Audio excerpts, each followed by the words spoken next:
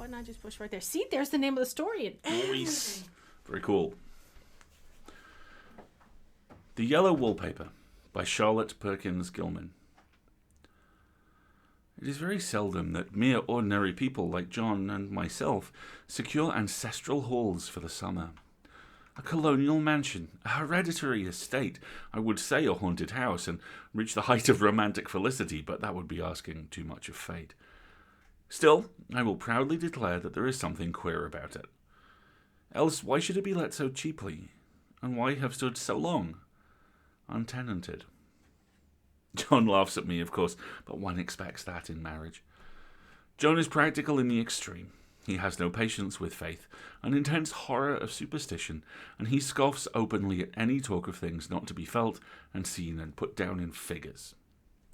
John is a physician, and perhaps, I would not say it to a living soul, of course, but this is dead paper and a great relief to my mind. Perhaps that is one reason I do not get well faster.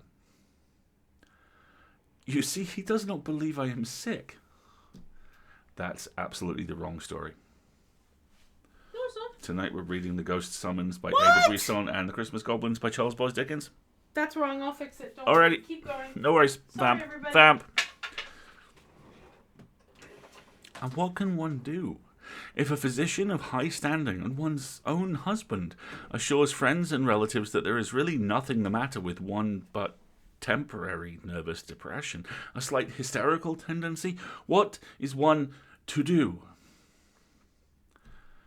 If a physician of high standing and one's own husband assures friends and relatives that there is really nothing the matter with one but temporary nervous depression, a slight hysterical tendency, what is one to do? My brother is also a physician and also of high standing, and he says the same thing. So I take phosphates or phosphites, whichever it is, and tonics, and journeys, and air, and exercise, and I'm absolutely forbidden to work until I am well again. Personally, I disagree with their ideas. Personally, I believe that congenial work with excitement and change would do me good, but what is one to do? I did write for a while, in spite of them, but it does exhaust me a good deal, having to be so sly about it, or else meeting with heavy opposition. I sometimes fancy that in my condition, if I had less opposition and more society and stimulus, but John says the very worst thing I can do is to think about my condition, and I confess it always makes me feel bad. So I will let it alone, and I will talk about the house. The most beautiful place. It is quite alone, standing well back from the road, quite 3 miles from the village. It makes me think of English places that you read about, for there are hedges and walls and gates that lock, and lots of separate little houses for the gardeners and people. There is a delicious garden. I never saw such a garden, large and shady, full of box-bordered paths and lined with long grape-covered arbours, with seats under them. There were greenhouses too, but they are all broken now. There was some legal trouble, I believe. Something about the heirs and co-heirs. Anyhow, the place has been empty for years. That spoils my ghostliness, I am afraid. But I don't care. There is something strange about the house. I can feel it. I even said to John one moonlight evening, but he said what I felt was a draught, and shut the window. I get unreasonably angry with John sometimes. I'm sure I never used to be so sensitive. I think it is due to this nervous condition. But John says if I feel so, I shall neglect proper self-control, so I take pains to control myself, before him at least, and that makes me very tired. I don't like our room one bit. I wanted one downstairs that opened on the piazza and had roses all over the window, and such pretty old-fashioned chintz hangings, but John would not hear of it. He said there was only one window and not room for 2 beds, and no near room for him if he took another.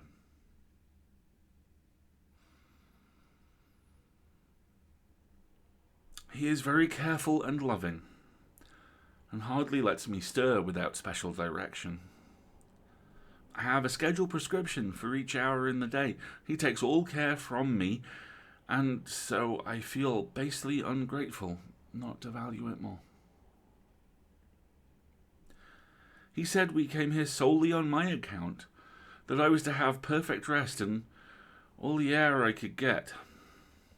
Your exercise depends on your strength, my dear, said he, and your food somewhat on your appetite, but air you can absorb all the time.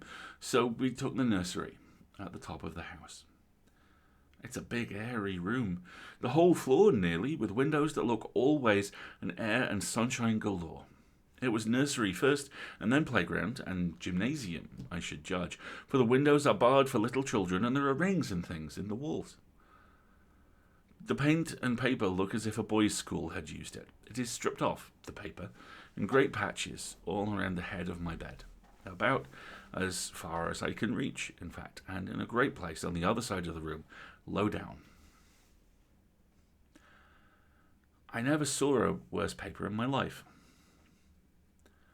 One of those sprawling, flamboyant patterns, committing every artistic sin. It is dull enough to confuse the eye in following, pronounced enough to constantly irritate and provoke study, and when you follow the lame, uncertain curves for a little distance, they suddenly commit suicide, plunge off at outrageous angles, destroy themselves in unheard-of contradictions. The colour is repellent, almost revolting, a smouldering, unclean yellow, strangely faded by the slow-turning sunlight. It is a dull yet lurid orange in some places, a sickly sulphur tint in others. No wonder the children hated it. I should hate it myself if I had to live in this room long. There comes John, and I must put this away. He hates to have me write a word.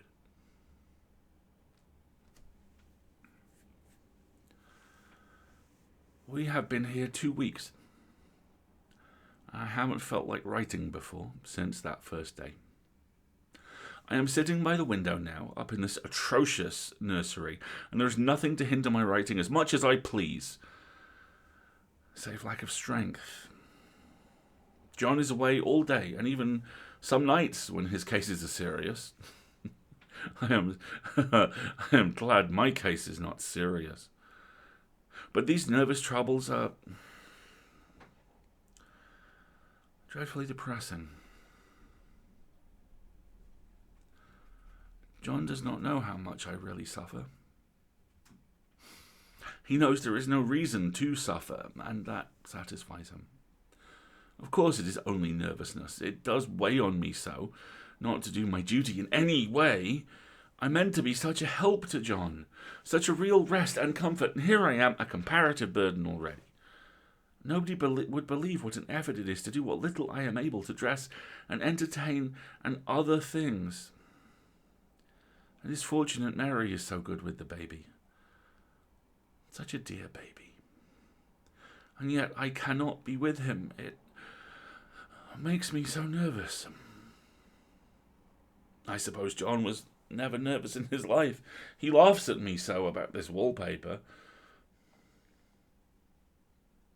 At first he meant to repaper the room, but afterwards he said that I was letting it get the better of me, and that nothing was worse for a nervous patient than to give way to such fancies. He said that after the wallpaper was changed it would be the heavy bedstead, and then the barred windows, and then that gate at the head of the stairs, and so on. You know the place is doing you good, he said, and really, dear, I don't care to renovate the house just for a 3 months' rental. Then do let us go downstairs, I said. There are such pretty rooms there. Then he took me in his arms and called me a blessed little goose, and said he would go down to the cellar if I wished, and have it whitewashed into the bargain.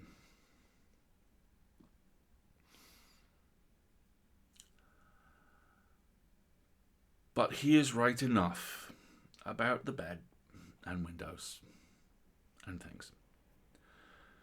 It is as airy and comfortable a room as anyone need wish, and of course I would not be so silly as to make him uncomfortable just for a whim. I'm really getting quite fond of the big room, all but that horrid paper. Out of one window, I can see the garden. Those mysterious, deep-shaded arbours, the riotous, old-fashioned flowers and brushes and gnarly trees. Out of another, I get a lovely view of the bay and a little private wharf belonging to the estate. There is a beautiful shaded lane that runs down there from the house.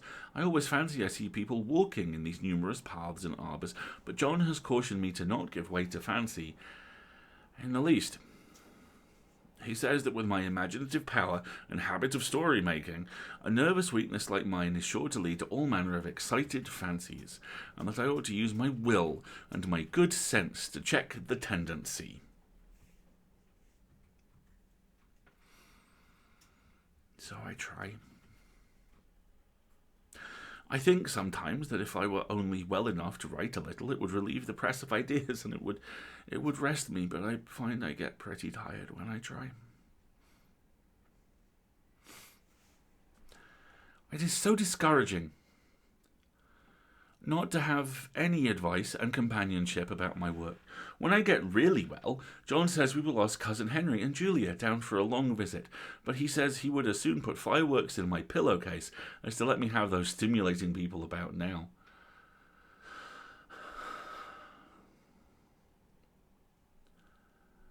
I wish I could get well faster.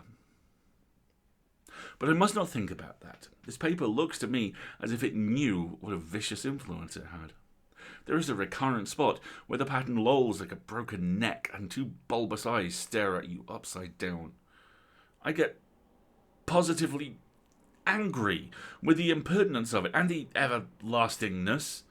Up and down and sideways they crawl, and these absurd, unblinking eyes are everywhere. There is one place where two breaths didn't match, and the eyes go all up and down the line, one a little higher than the other.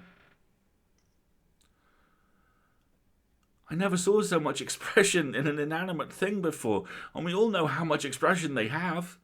I used to lie awake as a child and get more entertainment and terror out of blank walls and plain furniture than most children could find in a toy store. I remember what a kindly wink the knobs of our big old bureau used to have, and there was one chair that always seemed like a strong friend. I used to feel that if any of the other things looked too fierce, I could always hop into that chair and be safe. The furniture in this room is no worse than inharmonious, however, for we had to bring it all from downstairs. I suppose, when this was used as a playroom, they had to take the nursery things out, and no wonder. I never saw such ravages as the children have made here. The wallpaper, as I said before, is torn off in spots, and it sticketh closer than a brother. They must have had perseverance as well as hatred. Then the floor is scratched and gouged and splintered. The plaster itself is dug out here and there, and this great heavy bed, which is all we found in the room, looks as if it had been through the wars. But I don't mind it a bit. Only the paper. There comes John's sister, such a dear girl as she is, and so careful of me. I must not let her find me writing. She's a perfect and enthusiastic housekeeper, and hopes for no better profession. I verily believe she thinks it is the writing which makes me sick. But I can write when she's out, and see her a long way off from these windows. There is one that commands the road, a lovely, shaded, winding road, and one that just looks off over the country. A lovely country, too, full of elms and velvet meadows.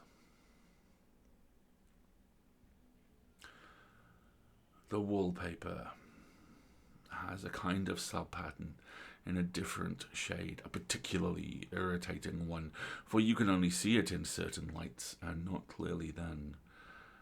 But in the places where it isn't faded, and where the sun is just so, I can see a strange, provoking, formless sort of figure that seems to sulk about behind that silly and conspicuous front design.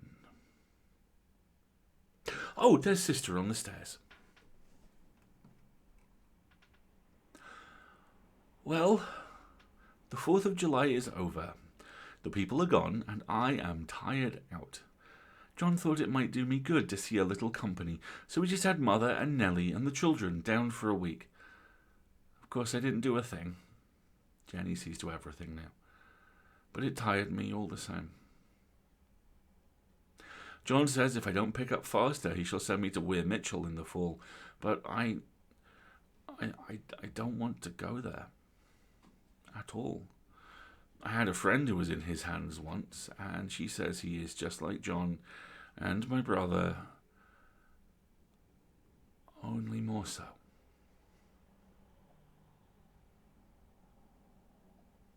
Besides, it is such an undertaking to go so far. I don't feel as if it was worthwhile to turn my hand over for anything, and I'm getting dreadfully fretful and querulous. I cry at nothing. I cry most of the time.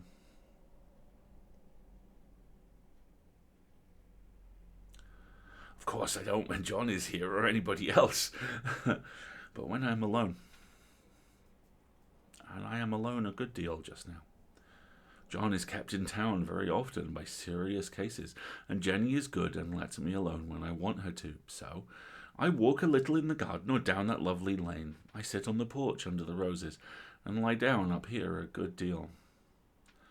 I'm getting really fond of the room in spite of the wallpaper.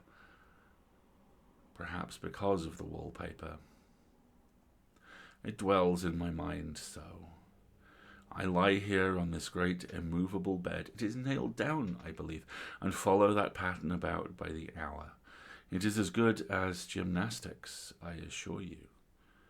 I start, we'll say, at the bottom, down in the corner over there, where it has not been touched, and I determine for the 1000th time that I will follow that pointless pattern to some kind of conclusion. I know a little of the principle of design, and I know this thing was not arranged on any laws of radiation or alternation or repetition or symmetry or anything else that I have ever heard of. It is repeated, of course, by the breadths, but not otherwise. Looked at in one way, each breadth stands alone, the bloated curves and flourishes. A kind of debased Romanesque with delirium tremens go waddling up and down in isolated columns of fatuity, but on the other hand they connect diagonally, and the sprawling outlines run off in great slanting waves of optic horror, like a lot of wallowing seaweeds in full chase.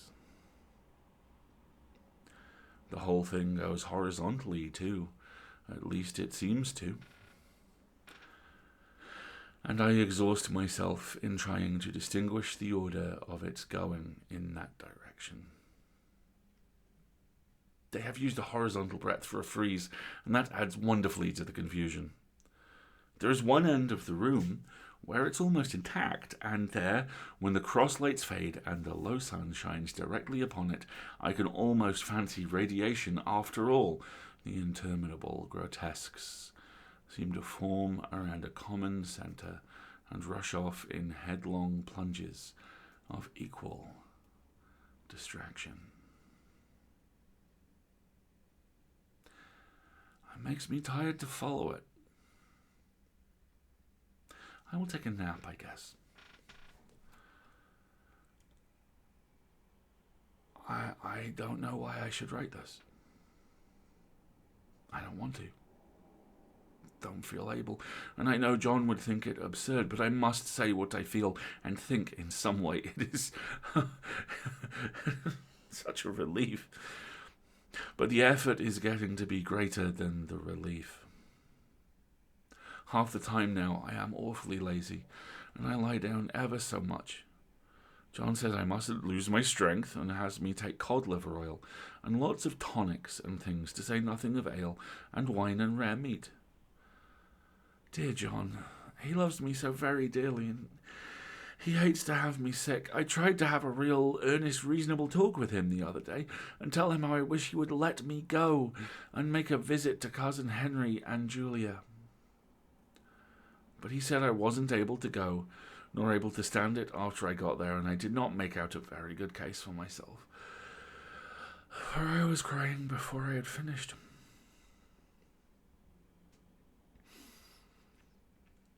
It is getting to be a great effort for me to think straight. Just this nervous weakness, I suppose. And dear John gathered me up in his arms, just carried me upstairs, and laid me on the bed, and sat by me, and read to me till it tired my head. He says no one but myself can help me out of it, that I must use my will and self-control, and not let any silly fancies run away with me. There's one comfort.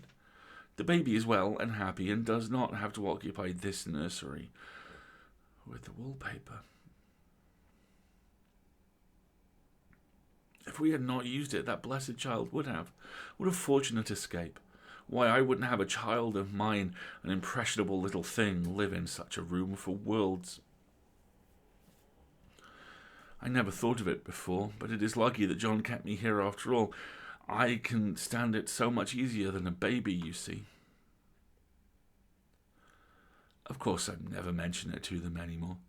I am too wise, but I keep watch of it all the same. There are things in that paper that nobody knows but me, or ever will.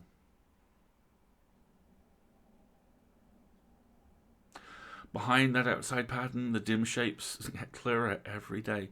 It is always the same shape, only very numerous, and it is like a woman stooping down and creeping about behind that pattern. I don't like it a bit. I wonder, I begin to think, I wish John would take me away from here.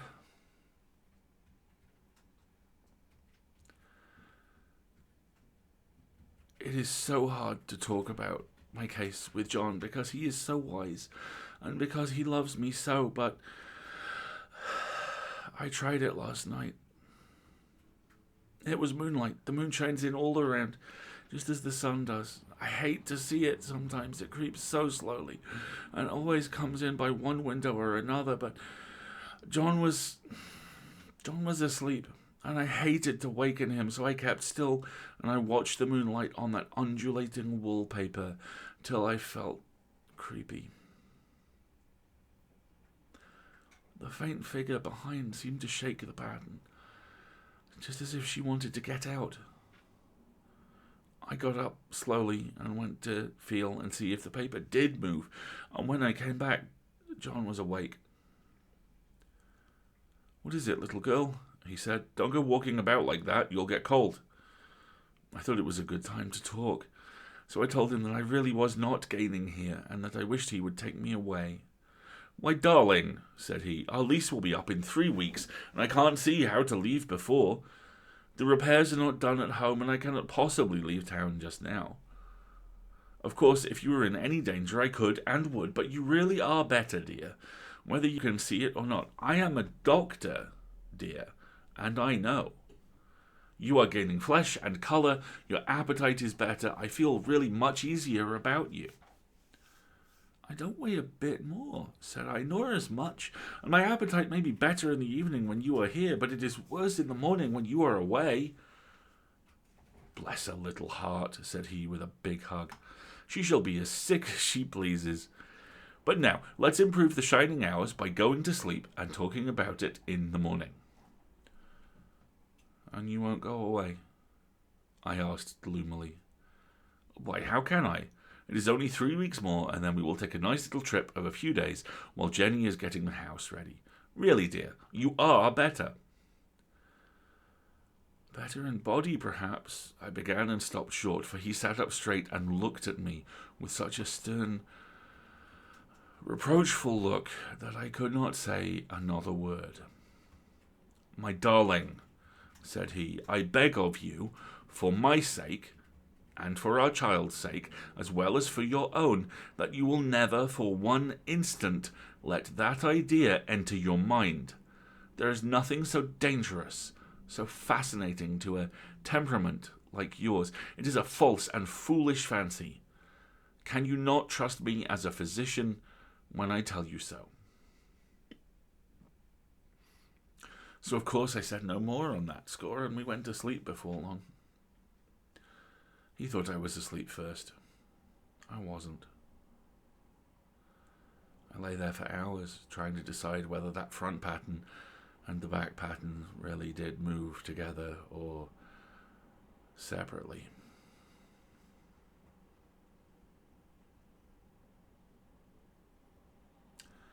On a pattern like this, by daylight, there is a lack of sequence, a defiance of law that is a constant irritant to a normal mind.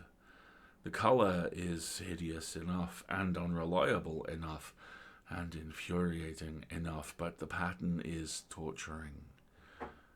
You think you have mastered it, but just as you get well underway in following, it turns a back somersault, and there you are. It slaps you in the face, knocks you down, tramples upon you. It is like a bad dream. The outside pattern is a florid arabesque, reminding one of a fungus. If you can imagine a toadstool in joints, an interminable string of toadstools, budding and sprouting in endless convolutions, why that is something like it. That is, sometimes.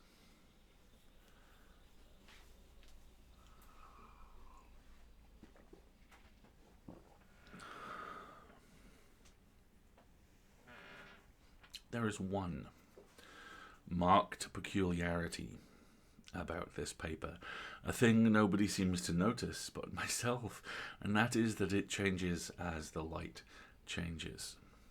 When the sun shoots in through the east window, I always watch that first long, straight ray. It changes so quickly that I can never quite believe it, and that is why I watch it always. By moonlight, the moon shines in all night when there is a moon. I wouldn't know it was the same paper. At night, in any kind of light, in twilight, candlelight, lamplight, and worst of all, moonlight, it becomes bars. The outside pattern, I mean, and the woman behind it is as plain as can be.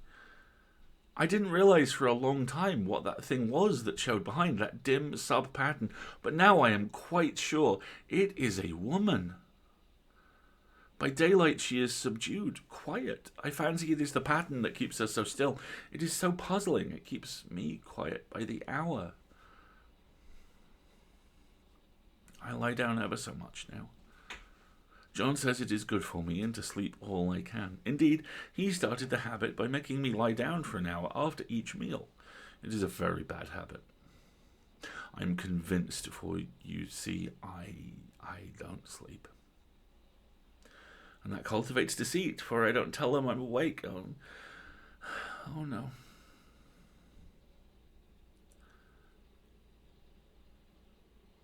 The fact is, I am getting a little afraid of John.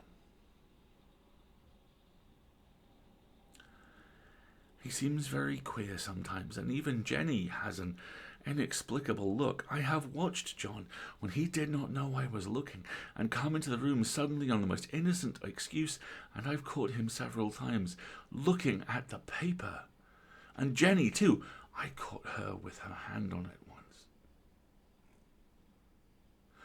She didn't know I was in the room, and when I asked her in a quiet, a very quiet voice, with the most restrained manner possible, what she was doing with the paper, she turned around as if she had been caught stealing, and she looked quite angry, asked me why I should frighten her so.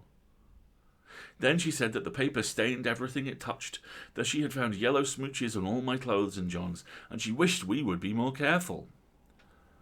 Did that not sound innocent? But I know she was studying that pattern, and I am determined that nobody shall find it out but myself.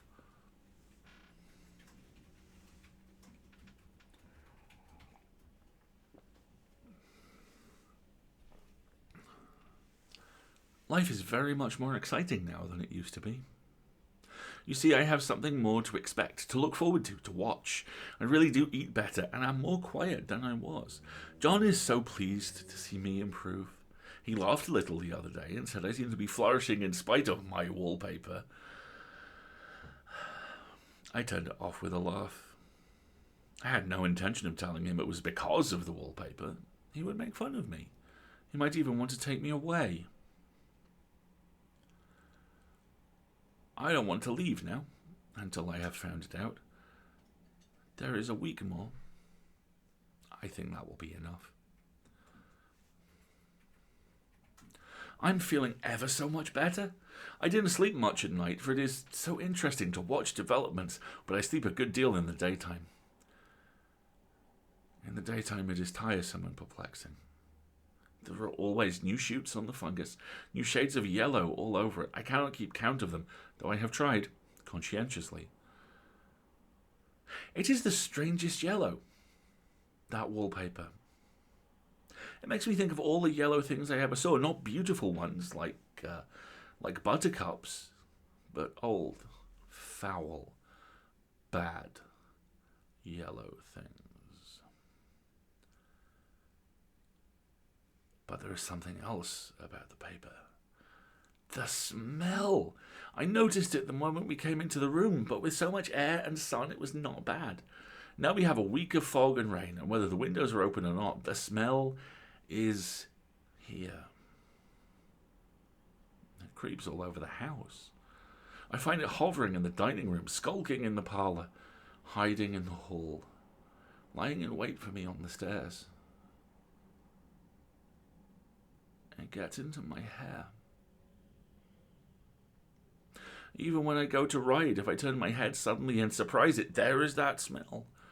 Such a peculiar odour, too. I have spent hours in trying to analyse it to find what it smelled like. It's not bad. At first, very gentle, but quite the subtlest, most enduring odour I ever met. In this damp weather, it is awful. I wake up in the night and find it hanging over me. It used to disturb me at first. I thought seriously of burning the house to reach the smell, but now I am used to it. The only thing I can think of that it is like is the colour of the paper. A yellow smell. There is a very funny mark on this wall, low down, near the mopboard. A streak that runs around the room. It goes behind every piece of furniture except the bed. A long, straight, even smooch, as if it had been rubbed over and over. I wonder how it was done. I wonder who did it. I wonder what they did it for.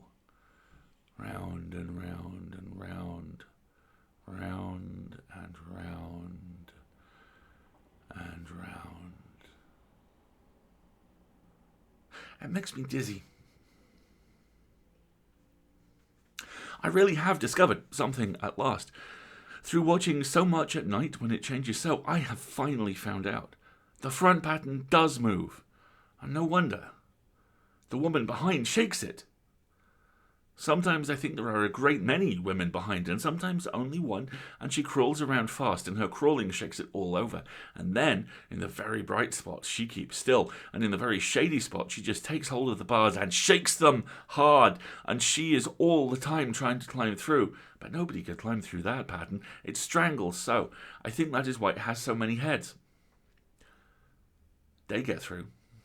And then the pattern strangles them off and turns them upside down and makes their eyes white. If those heads were covered or taken off, it would not be half so bad.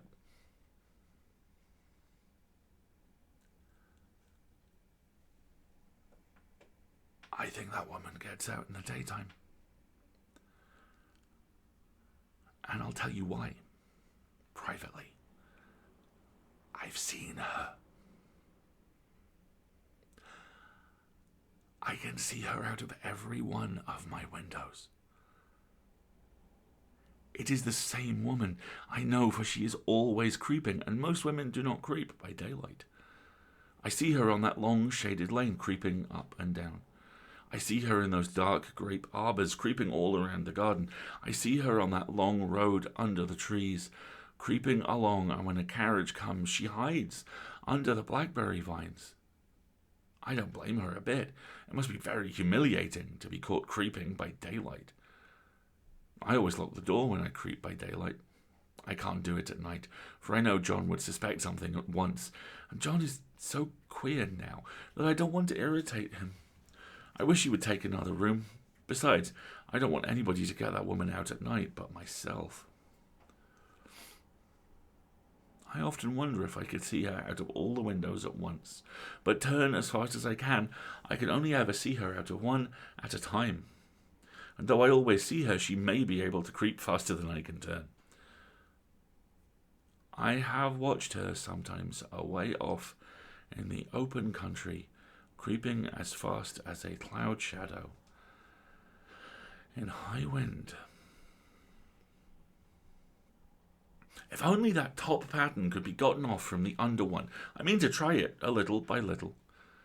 I have found out one other funny thing, but I shan't tell it this time. It does not do to trust people too much. There are only 2 more days to get this paper off, and I believe John is beginning to notice. I don't like the look in his eyes. And I heard him ask Jenny a lot of professional questions about me. She had a very good report to give. She said I slept a good deal in the daytime.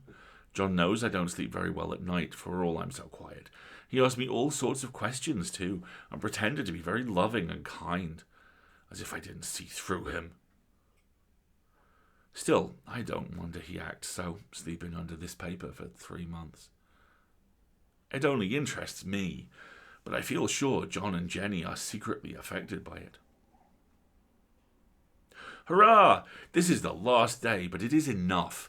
John is to stay in town overnight and won't be out until this evening. Jenny wanted to sleep with me, the sly thing, but I told her I should undoubtedly rest better for a night all alone. That was clever, for I really wasn't alone. As soon as it was moonlight and that poor thing began to crawl and shake the pattern, I got up and ran to help her. I pulled and she shook, I shook and she pulled, and before morning we had peeled off yards of that paper, a strip about as high as my head and half around the room. And then when the sun came and that awful pattern began to laugh at me, I declared I would finish it today. We go away tomorrow, and they are moving all my furniture down again to leave things as they were before.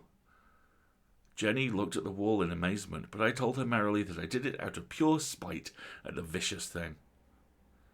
She laughed and said she wouldn't mind doing it herself, but I must not get tired. How she betrayed herself that time. But I am here, and no one touches this paper but me. Not alive! She tried to get me out of the room. It was too patent, but I said it was so quiet and empty and clean now that I believed I would lie down again and sleep all I could, and not to wake me even for dinner. I would call when I woke. So now she is gone.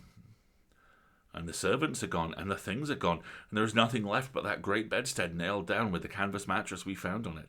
We shall sleep downstairs tonight, and take the boat home tomorrow.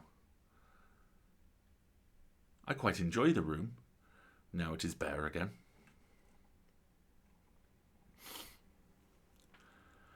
How those children did tear about here. The bedstead is fairly gnawed, but I must get to work. I have locked the door and thrown the key down into the front path. I don't want to go out. I don't want to have anybody come in till John comes. I want to astonish him. I've got a rope up here that even Jenny did not find. If that woman does get out and tries to get away, I can tie her. But I forgot I could not reach far without anything to stand on, and this bed will not move.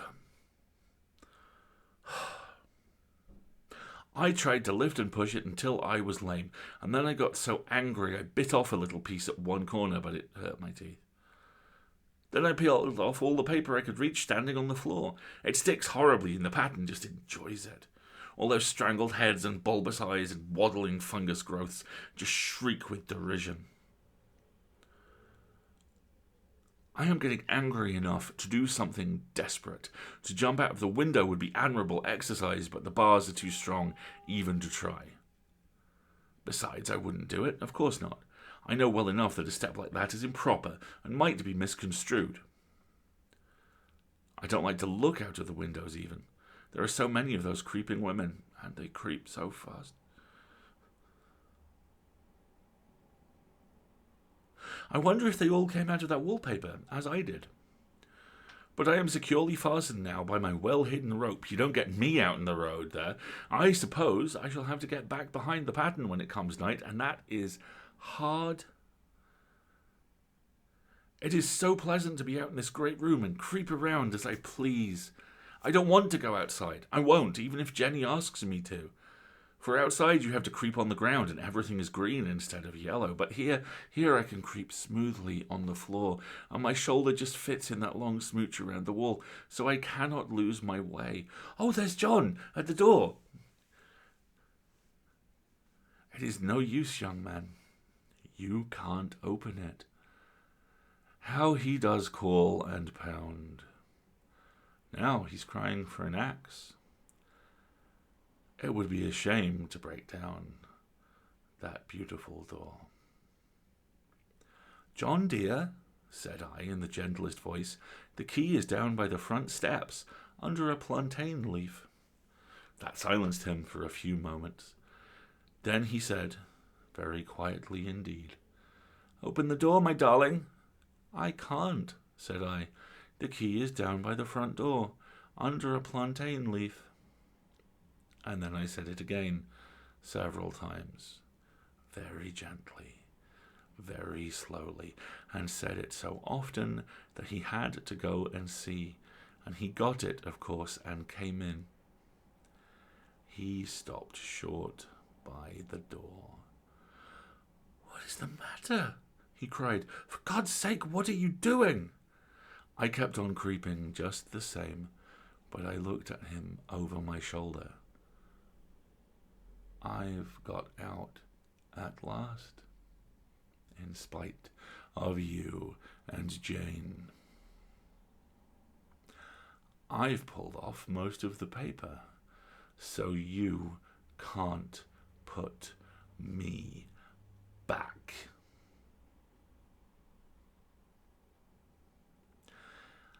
Now, why should that man have fainted?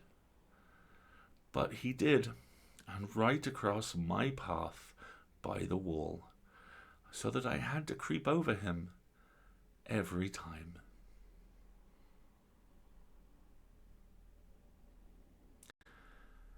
And there we go.